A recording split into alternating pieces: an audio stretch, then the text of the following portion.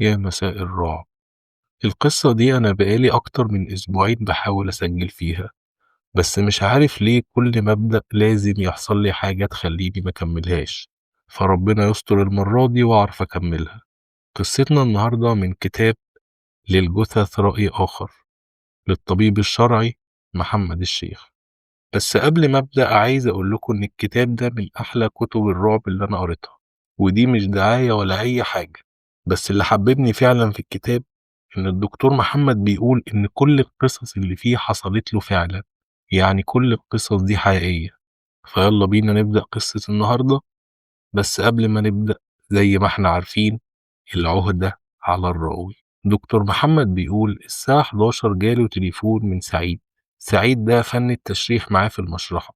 بيقول له يا ريس الدكتور عمرو بكلمه كتير ما بيردش، وفي 3 جثث جم جداد والمفروض الدكتور عمرو يشتغل فيهم، بس أنا مش عارف أوصل له يا دكتور. وبعدين والمكالمة شغالة دكتور عمرو رن على الدكتور محمد. فدكتور محمد قال لسعيد اصبر أهو بيرن لي على الويتنج. ولما فتح عليه الدكتور محمد، دكتور عمرو كان بيستأذنه إن هو مش هيعرف يروح، فلو ينفع الدكتور محمد يروح مكانه. وقتها الدكتور محمد وافق على طول، وقفل معاه وقال لسعيد خلاص جهز لي الحالات عقبال لما البس واجيلك. دكتور محمد وقتها لبس ونزل، وصل المستشفى على الساعة حوالي 12 ونص بالليل. وأول ما دخل لقى سعيد قاعد على المكتب بتاعه بره. أول ما شافه سلم عليه وقال له فين يا ابن الجثث الجداد. سعيد رد عليه وقال له يا دكتور دول 4 مش 3. دكتور محمد وقتها اتعصب جدا وقال له يعني ايه 4؟ انت مش قايل لي 3؟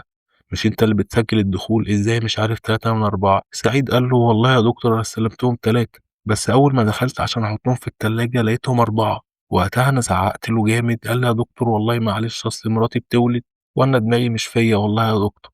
المهم عديت الموضوع وبصيت على الحالات، والحالات كانت ست شكلها غريب جدا، كانت مزرقة بزيادة وعليها حتت أسمنت، وملامح وشها باين إنها ماتت مخنوقة. وحتى الملاية اللي اتخنقت بيها كانت ملفوفة لسه على رقبتها. بس وقتها إحساسي كان بيقولي إنها قضية مش هتبقى سهلة، هتحتاج شغل كتير. وعامة يعني أي طبيب شرعي بيحس إن الجثة اللي جاية دي هتخلص بسرعة ولا وراها شوية مشاكل، وبيبقى عارف هتغلبه ولا لأ. المهم قلت لسعيد أنا هطلع أغير، وأنت جهز الجثث ورنلي أنزلك. طلعت مكتبي غيرت وعملت لي كوباية قهوة ومستني سعيد يرن لي. بعد حوالي ربع ساعة لقيت باب مكتبي بيخبط جامد، ولما فتحت لقيته سعيد. قلت له يا ابني انا مش قلت لك رن لي انزل لك؟ لقيته بيقول لي معلش يا دكتور اصل امي لسه مكلماني والولية تعبانة قوي والنزيف مش راضي يقف، واتصلت بهشام عشان يجي يقف مكاني بس لقيته في الفيوم. الدكتور محمد وقتها قال له طب طلعت الجثث؟ قال له يا دكتور اه كلهم على الترابيزات. الدكتور وقتها قال له طب خد مفتاح عربيتي وروح اطمن على مراتك. وقتها طبعا سعيد رفض شوية، قال له طب مين هيسجل الحالات لو جت؟ مين هيساعدك يا دكتور؟ المهم بعد كلام كتير سعيد أخد العربية وراح. وقتها الدكتور محمد عمل له كوباية قهوة تاني عشان عرف إنه خلاص السهرة كده هتبقى صباحي. عمل كوباية القهوة وهو نازل في الطرقة رايح للمشرحة. إحساسه وهو ماشي في المكان مع 300 جثة لوحدك إحساس مختلف تماما، بيخليك تفكر يا ترى مين فيهم سعيد ومين فيهم زعلان، مين دلوقتي في الجنة مين في النار، مين مستني القيامة تقوم بسرعة ومين مش عايزها تقوم. حاجات كتير جدا فعلا لو واحد مكانه ربنا يعينه على اللي هو فيه. المهم دخل قاعة التشريح الأولى اللي فيها الولد والبنت، والقاعة التانية فيها ست كبيرة ورضيع، ودول ال4 جثث. وقتها بدأ بالست الكبيرة، بس الست الكبيرة إيديها كانت خارجة من ترابيزة التشريح. لبست الجوانتي ودخلت إيديها جنب جسمها، وأول ما لفيت علشان أجيب المشارط والأدوات وأشتغل حسيت بحركة ورايا. لفيت أبص لقيت إيديها التانية خرجت من بره الترابيزة. ودايما أي دكتور شرعي في المواقف دي بيتعامل بالمنطق والعلم. فقلت لنفسي أكيد بعد ما دخلت إيديها الأولى جسمها زق الإيد التانية فوقعت هي كمان، خصوصا إن هي كانت مليانة شوية الست. وبهدوء جدا رحت واخد إيديها التانية وحطيتها على الترابيزة، ورجعت تاني أجيب باقي الأدوات. جبت الأدوات وبلف راسي لقيت رجليها الشمال المرة دي هي اللي بره الترابيزة. وده بقى لا في علم ولا منطق ولا أي حاجة. أولا لأن الرجل متخشبة فما ينفعش أصلا تتحرك، وثانيا لأن الترابيزة بيبقى فيها زوايا عشان واحنا بنشرح الدم ما يقعش على الأرض، فالجوانب دي مستحيل تخلي رجليها تتزق وتقع. وفي الوقت ده احنا بنكون خلاص متأكدين إن في الوقت ده بيكون في شيء ما ورائي بيكون رافض التشريح للجثة. البعض بيقول إنه قرين، والبعض بيقول إنه روح أو حتى جن. المهم إنه بيكون رافض التشريح تماما، فبيحاول يزعجك بطرق مختلفة، والطرق دي كلها تقريبا معروفة لأي دكتور تشريح. في الأول بيخوفك بحركات بسيطة، وبعدين بيبدأ يزعجك بأصوات أو حاجات ممكن تبوظ وانت شغال، ووقتها لو انت ضعيف ممكن يأذيك بسهولة جدا. وبكده أول رسالة ليهم وصلت، فلازم ردي يكون أقوى منهم. رحت جايب باقي الأدوات وحطيتها على الترابيزة بتاعة التشريح جنبها، وبكده أنا رديت على أول رسالة إن أنا مش خايف. بعد كده بيبدأوا المرحلة التانية، إن المشرط يتقطم أول ما يلمسها أو الجفت يتنى. وفعلا ده اللي حصل، المشرط أول ما لمس جسمها اتكسر لوحده. ساعتها المفروض نتعامل عادي، نجيب المشرط التاني ونشتغل. ولما جبت المشرط التاني برضه اتكسر، جبت التالت اتكسر، تروح جايب علبة المشارط وحاططها جنبها، وبكده برضه يوصل إن أنا لسه زي ما أنا وهكمل. ساعتها بقى تيجي المرحلة التالتة، اللي هي المس أو اللمس. وطول ما أنت قريب من ربنا مستحيل يقدر يأذيك، بس ده بيديك انطباع واضح وصريح إن الجثة دي كان ليها في السحر والدجل والشعوذة. وساعتها الدكتور بيكون عارف إنه هيفضل يعاني كام يوم لحد ما يبعدوا عنه، لأنهم رغم ضعفهم بس ما بيقاسوش بسرعة خالص. المهم قريت تفاصيل قضيتها بسرعة كده، باختصار إن دي واحدة مطلقة ومعاها ولد وبنت شباب، وليها أخ راح يزورها لقاها لسه والدة طفل جديد، مع إنها متطلقة من سنين. فأخوها قتلها بداعي الشرف.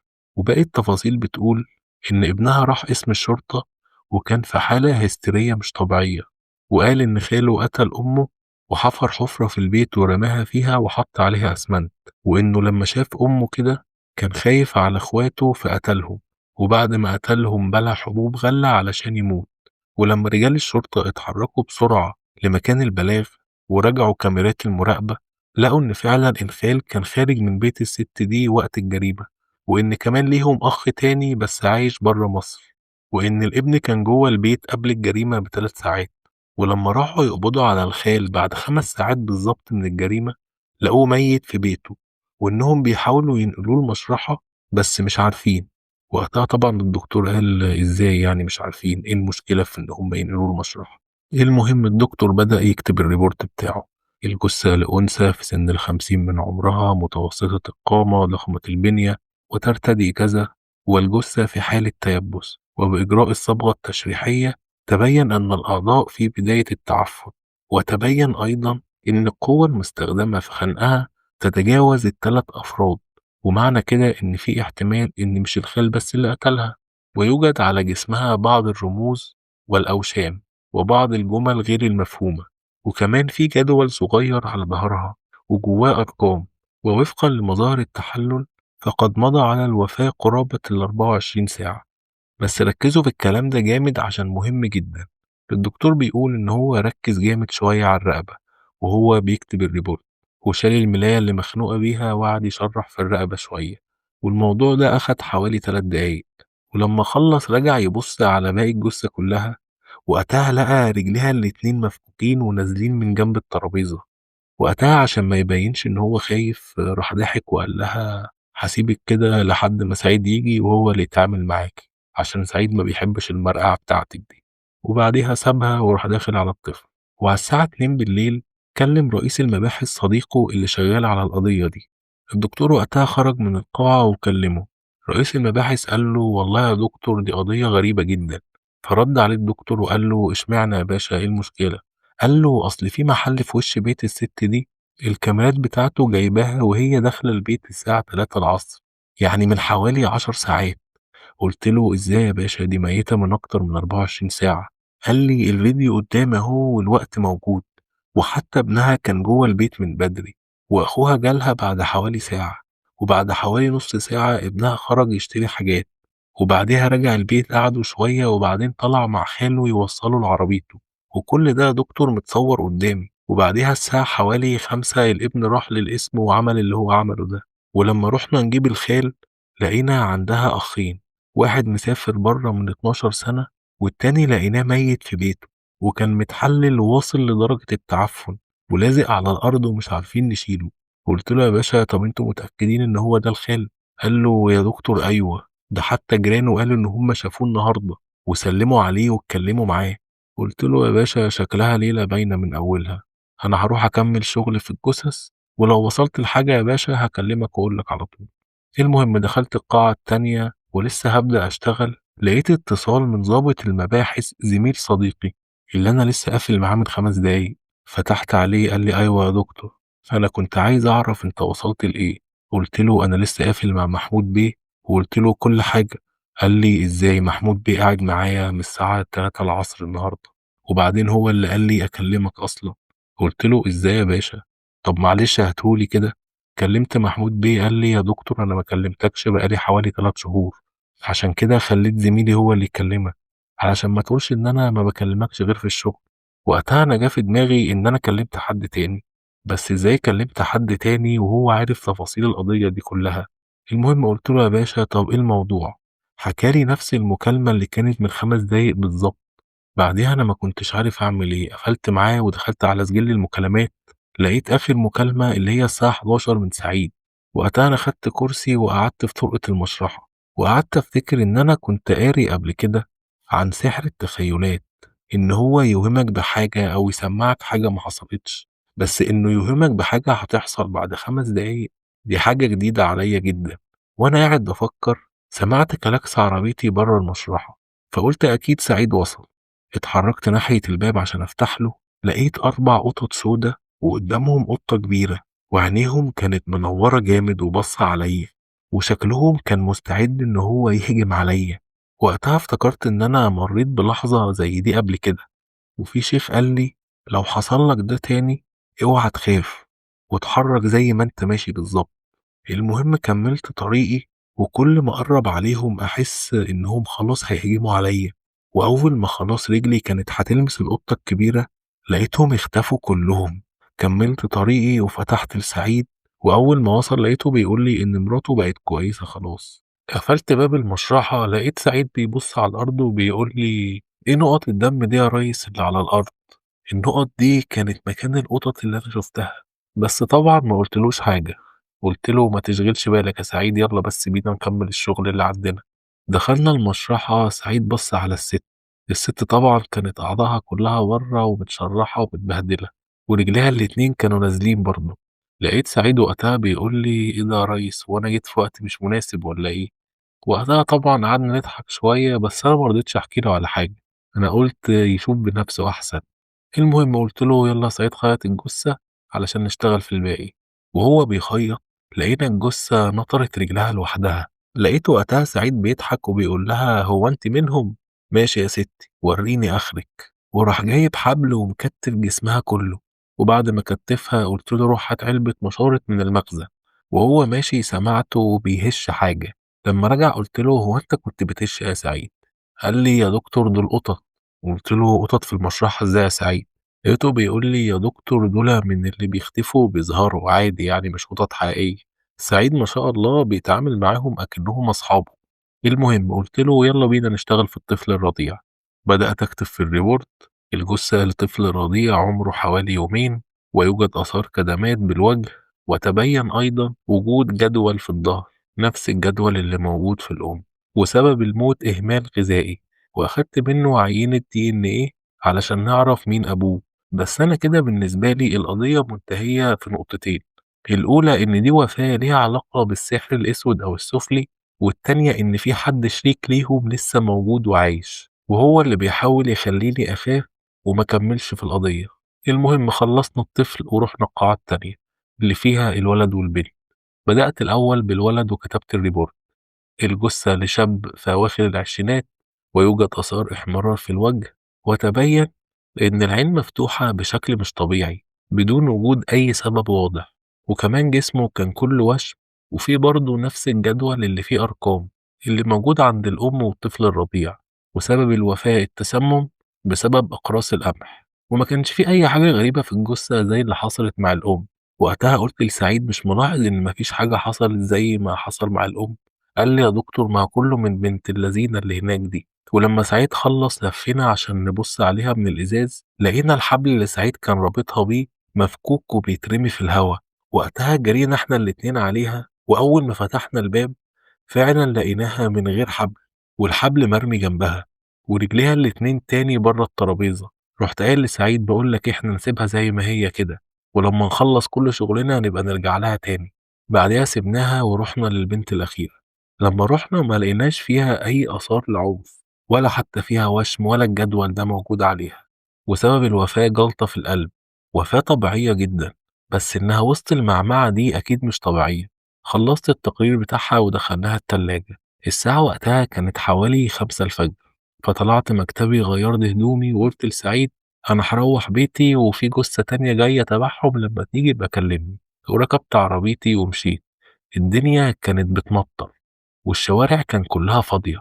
بس وأنا ماشي لقيت راجل بيحاول يعدي الشارع، ووشه كله كان ملفوف بكوفية. وقفت عربيتي ونورت له النور عشان يعدي، بس هو كان بيعدي الطريق بمنتهى الهدوء. وأول ما قرب من عربيتي نزلت الشباك علشان أسأله لو محتاج توصيلة ولا حاجة. بس الراجل ده عينه كانت مركزة عليا قوي، وكان كلها حقد وغل، وأكنه عارفني ومش طايقني. وفضل كده لحد ما قرب خالص وراح مدور وشه وماشي وسايبني من غير ما اكلمه ولا يكلمني. بس انا وقتها حسيت بصداع رهيب في دماغي. مشيت بالعربية وصلت بيتي وغيرت هدومي ودخلت الحمام، فتحت مية ساقعة عشان احط فيها راسي علشان الصداع ده يخف شوية. وفعلا الصداع هدى شوية. بعدها رفعت راسي وبنشف وشي، حسيت بإيد مسكاني من كتفي جامد جدا. الإيد كانت مثبتاني لدرجة إن أنا مش عارف ألف. وقتها أنا فضلت هادي جدا، مش عايز أبين له إن أنا خايف، لحد ما حسيت إن الإيد بدأت تسيبني واحدة واحدة. لفيت بسرعة ورايا، وقتها أنا شفته بس اختفى في خلال ثواني. كان نفس الراجل اللي شفته وهو بيعدي الشارع، بس المرة دي كان من غير الكوفية. وشه كان واضح، كان أصلع ووشه كله مليان حفر، والحفر دي كانت أكنها رسومات أو حد حفرها له. وقتها أنا طلعت من الحمام بسرعة واستعذت بالله من الشيطان الرجيم ودخلت أوضة أنام. وتاني يوم صحيت على العصر لقيت سعيد رنين لي 3 مرات. كلمته وقلت له خير يا سعيد في إيه؟ لقيته بيقول لي يا ريس أنا شفت ليلة امبارح سودة. قلت له خير يا ابني إيه اللي حصل؟ لقيته بيقول لي يا ريس وأنا بستحمى خطفوا الشورت مني وجروني المشرحة كلها وراهم. المشكلة إن أنا ما بابقاش عارف سعيد هو بيتكلم بجد والّا بيهزر. يعني عارفين عربي في أشغال شقة، هو بالضبط ده سعيد، نفس الكاركتر الغريب ده، اللي هو الطفل اللي منفوخ على 28. المهم قُلت له: "طب الجثة الجديدة جات والّا لسه؟" قال لي: "يا ريس وصلت من حوالي ساعة كده بس متبهدلة جدًا." قُلت له: "طب أنا هالبس وآجي لك أهو." قفلت معاه وعملت لي كوباية قهوة على السريع ولبست ونزلت. وصلت المشرحة وقابلت سعيد كان شكله مرهق، واضح إنه فعلًا كان بيجري امبارح طول الليل وراهم. المهم قُلت له: "حضّر الجثة عشان أشتغل فيها بسرعة عشان أنا هامشي بدري النهارده." حضّر لي الجثة بسرعة، وأول ما دخلت لقيتها محطوطة في كيس أسود وريحتها منتنة، وباين عليها إنها فعلًا متحللة. بس المفروض إن الجثة دي بتاعة الخال اللي قتل أخته ورجع بيته، ورجال الشرطة راحوا له بعد 5 ساعات من الجريمة. فإزاي الجثة دي متحللة كده؟ اللي باين عليها إنها ميتة من أكتر من 20 يوم. مستحيل أي جثة تعفن بالسرعة دي. المهم كلمت محمود بيه واتفقنا إنه ييجي لي المكتب بكرة عشان أسلّمه الورق ونتناقش شوية.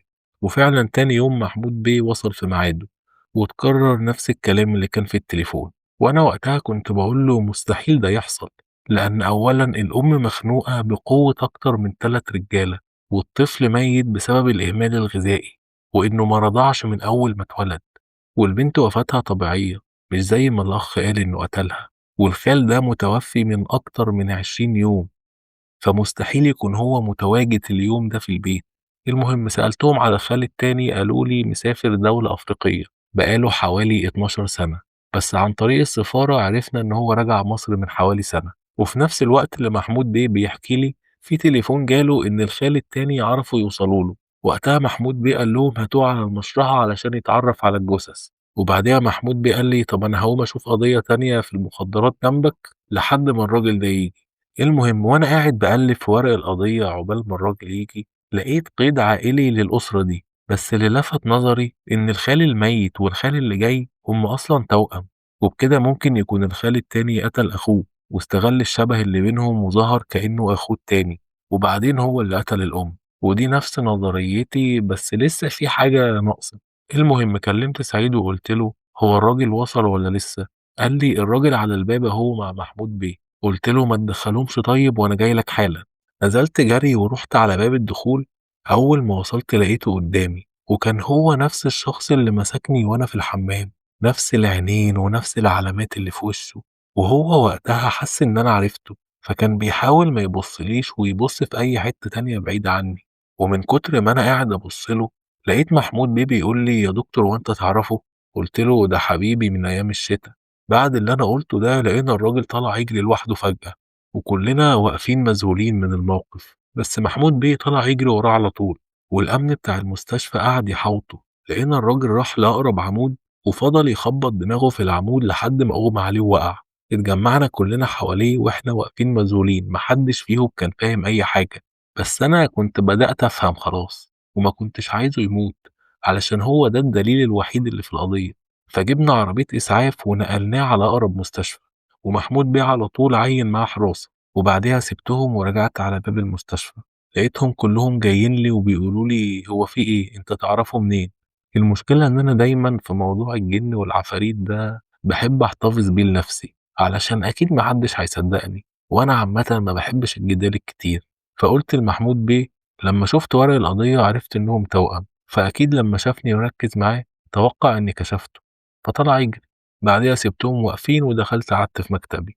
وأنا وقتها بقول لنفسي أنا هخلص القضية دي ولازم أطلع أريح في أي حتة. التعب والإرهاق اللي الواحد فيه ده لازم ياخد له أجازة أسبوع في أي حتة. وفعلا قبل ما أطلع من المكتب كنت حجزت لي سفرية بعد أسبوع. وبعديها نزلت وركبت عربيتي وروحت من غير ما أقول لأي حد أي حاجة. وصلت بيتي أخدت شاور ونمت لي شوية. صحيت على الساعة 12 بالليل ولما صحيت بالليل رجعت المشرحة عشان أشوف تحليل الدي إن إيه اللي هو بتاع الطفل اللي مش عارفين مين أبوه. والغريب بقى إن أنا لقيت أبوه هو ابن الست. يعني هو أخوه. عيلة غريبة جدا. يعني هو دلوقتي أب والّا أخ؟ المهم أخدت عربيتي ورُحت المستشفى اللي الخال فيها، وسألت الدكتور اللي ماسك الحالة قال لي إن هو عنده شرخ في الجمجمة، وكمان عنده نزيف في المخ، بس هو فايق دلوقتي وبيتكلم. فرُحت له العناية علشان أشوفه. وطبعًا العناية كان عليها حراسة. فكلمت محمود بيه علشان يعرف يدخّلني.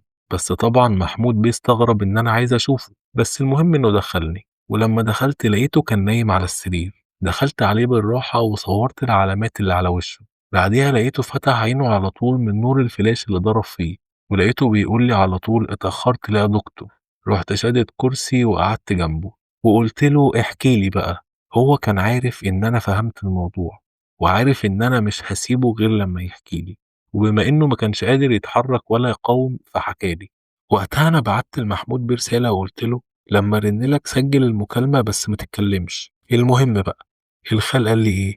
قال لي إنه كان في خلاف بينه وبين أخته وأخوه، وإن إخواته كانوا بيشتغلوا في السحر وبيعملوا أعمال، وإنه لما طلب ورثه ما رضوش وعملوا له أعمال كانت هتجننه. وقتها ساب كل حاجة وراح الصعيد من حوالي 10 سنين واتقطع عنهم. ومن الصعيد سافر للسودان مع واحد يعرفه علشان يشتغلوا في بيع الجمال. يجيبوهم من السودان ويبيعوهم في مصر. وبعديها استقر في السودان ومنها لدولة أفريقية. والدولة دي كان فيها عمالقة السحر السفلي والأسود. وهناك اتعلم كل حاجة وكمان تفوق. وادوله وقتها أعلى وسام عندهم. والعلامات اللي على وشه دي بتدل إن هو قطب من الأقطاب. يعني من أقوى السحرة في العالم في الطريقة دي في السحر. والطريقة دي ما بين سحر السيمياء اللي هو يقدر يخليك تشوف حاجات مش موجودة زي القطط اللي أنا شفتها في طرقة المشرحة. أو تحس إحساس إن في حد ماسكك زي اللي حصل لي وأنا في الحمام. أو كمان تتوهم بحاجة زي المكالمة اللي حصلت لي. وكل الحاجات دي في الحقيقة مش موجودة أصلا. وهم بيمزجوا سحر السيبيا ده بنوع من التنويم المغناطيسي. ده سحر سيء وبشع لأبعد الحدود. وكمان لو انت إيمانك مش قوي يقدر يعمل فيك أي حاجة لدرجة إنك ممكن تقتل أو تنتحر. وإنه بعد ما امتلك الطاقة الرهيبة دي قرر يرجع مصر من سنة علشان ينتقم من إخواته. في الأول استخدم سحر السبية وأقام علاقة بين أخته وابنها. وكل واحد فيهم في الوقت ده كان متخيل إن هو مع شخص تاني. وأول ما عرف إن هي حملت فضل مستني لحد ما ميعاد الولادة قرب. وكان بقيله 20 يوم. ساعتها راح لأخوه وجننه وخلاه يقتل نفسه. وكان جايب بخور معاه من أفريقيا علشان ريحة الجثة ما تطلعش، وبعديها بقى بيستخدم السحر ده إن هو يظهر مكان أخوه ويتعامل مع الناس وكل حاجة أكنها طبيعية. وأول ما أخته ولدت استخدم السحر وراح لأخته أكنه أخوه الميت، وفضل قاعد معاهم لحد ما سيطر على البيت بالكامل. في الأول شل حركة الأم وخلى الابن يخنق أمه بملاية السرير بقوة أكتر من الطبيعية علشان يبان إن في أكتر من شخص هو اللي قتلها. وكان مقرر إنه ياخد الطفل الرضيع علشان هو بالنسبة له دلوقتي ابن من أبناء الشيطان، وهيقدر يمتلك بيه قوة أكبر لما يقدمه قربان. لكن اكتشف إن الأم كانت بتعذبه وما كانتش بترضعه، وبنتها كانت مريضة أصلا ما بتعرفش تتحرك، ومن المنظر اللي هي شافته جالها سكتة قلبية وماتت. وبعديها خلى الابن يحفر حفرة ويحط أمه فيها ويدفنها بالأسمنت، وبعدين خلى الابن يبلع حبوب الغلة ويروح القسم علشان يقول لهم اللي حصل ده. وبكده أكون لبستهم كلهم في بعض.